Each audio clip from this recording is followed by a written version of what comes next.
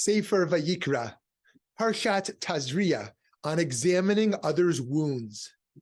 Parshat Tazria gives the details on how the Israelites were to handle skin abnormalities in a time when the social and health stakes of understanding them were extremely high.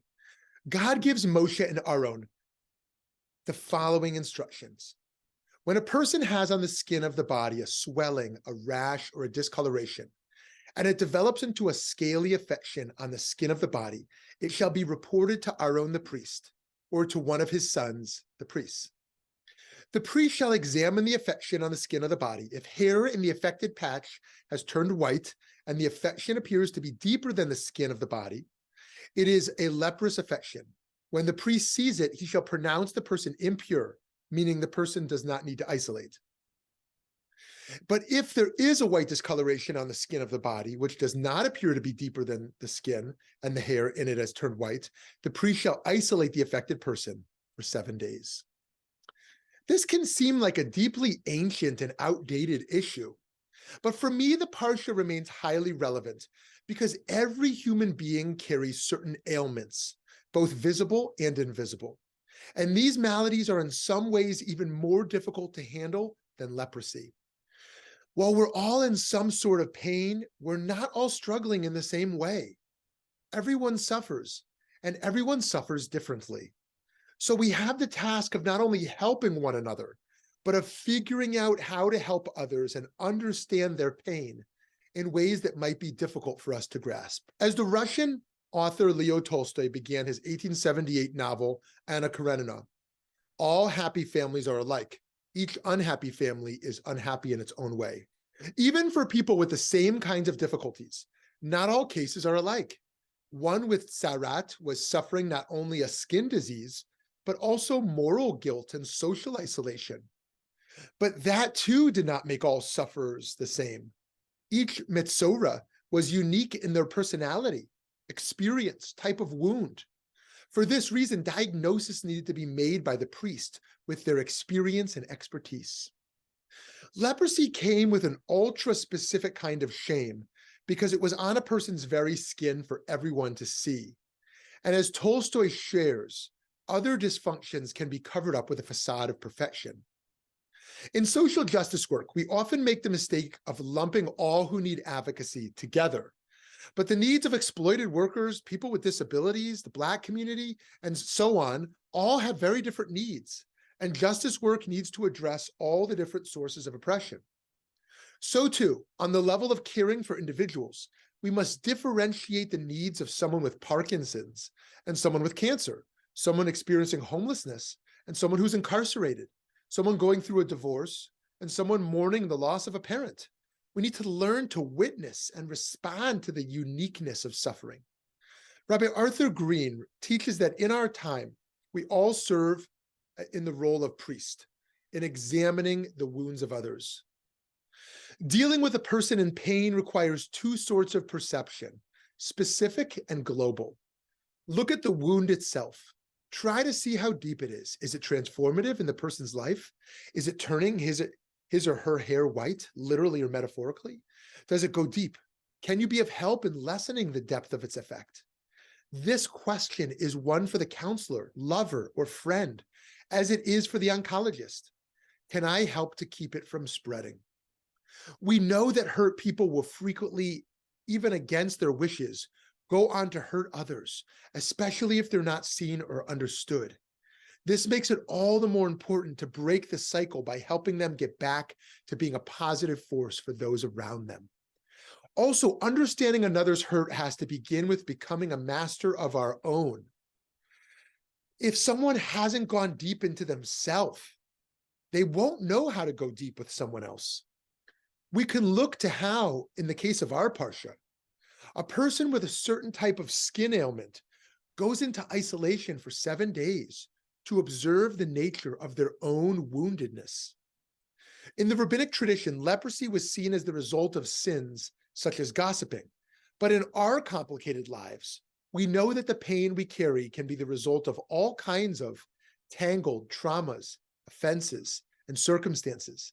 And yet the Torah demonstrates here a purification process, a way to bring people back to normalcy. As Rabbi Nachman taught, Teshuvah is higher than Torah. As such, there's no despair in the world, for if one merits, his sins will be made into something completely different. Once we do that inner work, the challenge then is to not assume in any way that someone else's wound is like ours or experienced like ours. Instead, we must merely recall the depth of understanding of our own pain and seek to go just as deep with the other. For all who pursue justice, be it as an organizer, clergy person, educator, activist, or anyone trying to help, it's easy to think that what matters is what we put into the world. We cannot forget that it's imperative for us to also focus on what we take in from the world, what we learn from listening, gathering information, and bearing witness. Responding to suffering first requires understanding what is needed.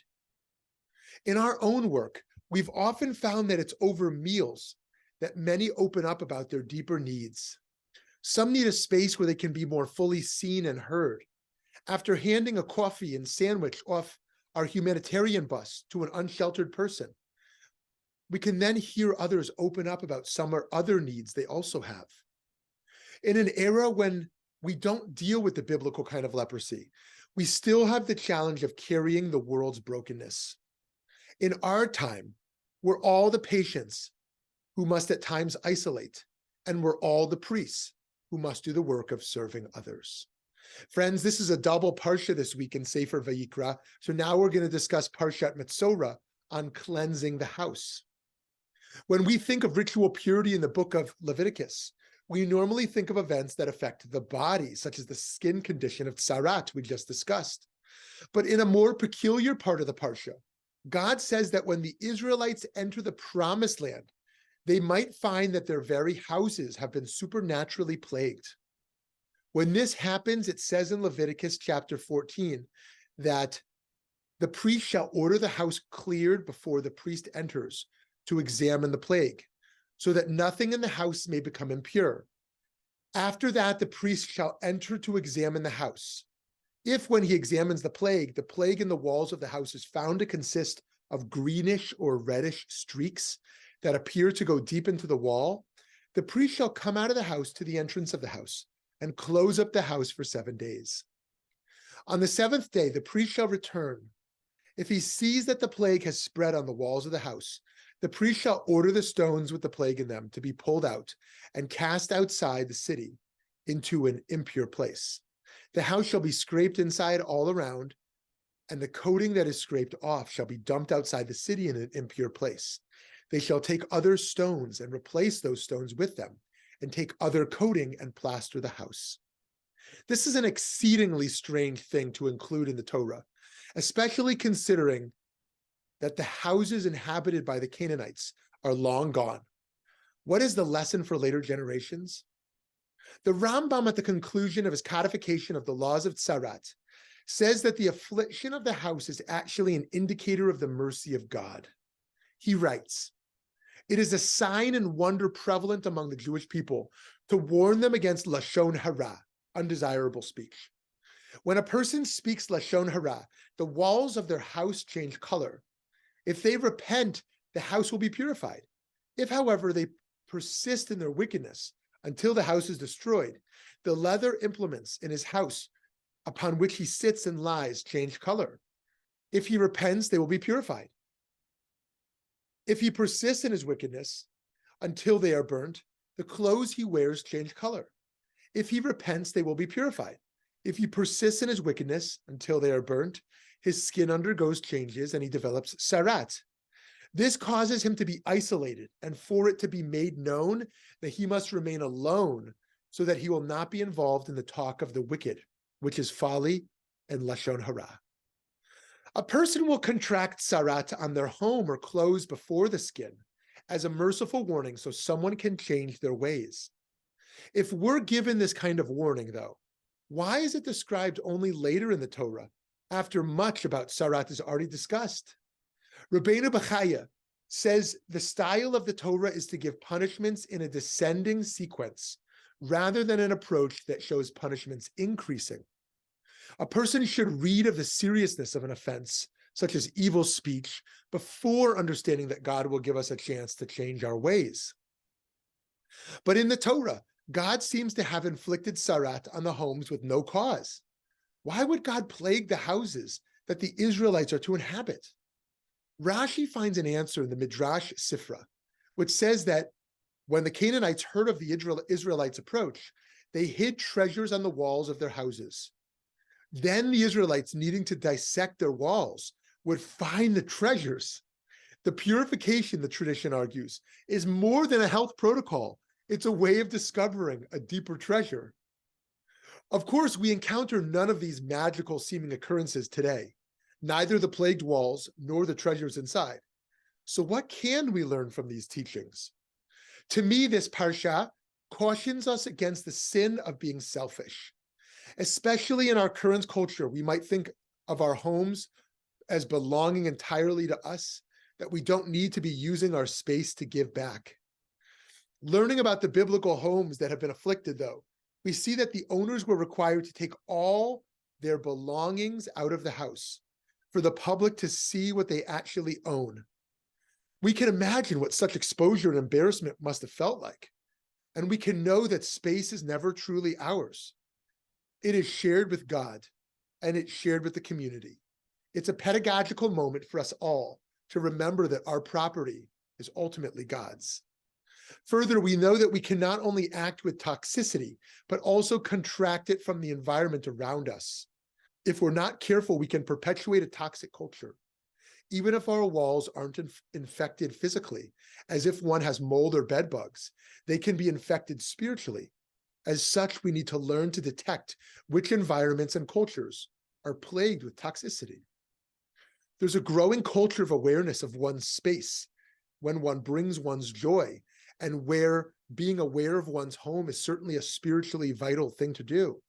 But it's not only in our living spaces. We need to live in shared spaces that accommodate different aesthetics and beyond. We also need to know when there are afflictions that are not merely stylistic, unhealthy environments we need to cleanse. I believe a deeply systemic institutional disregard for dignity is one of those things. Jobs are always hard, and people will always rub each other a little bit the wrong way.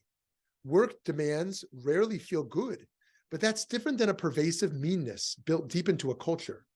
Such a phenomenon can be found in families too, of course. We need to see mistreatment in order to improve our families and all those around us.